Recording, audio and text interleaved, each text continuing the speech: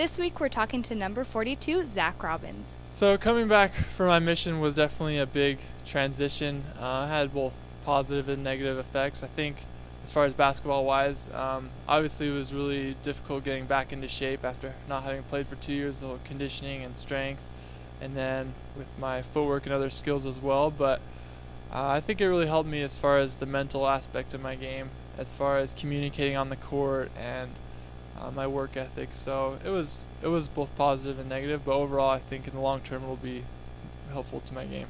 Now that I'm back playing lots of basketball, obviously it takes a lot of your time as a college athlete, and so one thing that I really like to do when I'm not playing basketball is to do crossword puzzles, and I always get them on Mondays and Tuesdays because the longer the week goes on, the harder the puzzles get. I did get betrothed in early November. She was up in Rexburg, Idaho, and she and my whole family came we had a couple of games that were back-to-back, and so I wasn't going to do it if we lost the game. So I didn't have too great of a plan because after we won I was like, alright, it's go time. She said yes, so we're good to go. If I have any hidden talents outside of basketball, I think my main one is ping pong. Grew up with a table.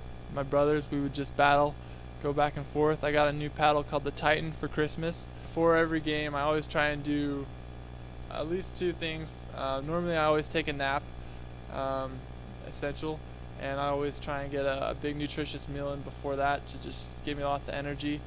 And then usually when I wake up from my nap, to get me kind of pumped up for the game, I go on YouTube and watch like NBA's greatest dunk mixes, and helps me kind of get in my mental attack mode. The biggest challenges that will face us as a team for the rest of the meeting will probably be our San Francisco trip that we'll leave on this next weekend.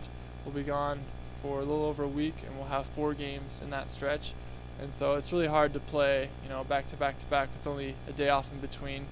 And those are just some really important games that'll help us to make sure we secure our conference.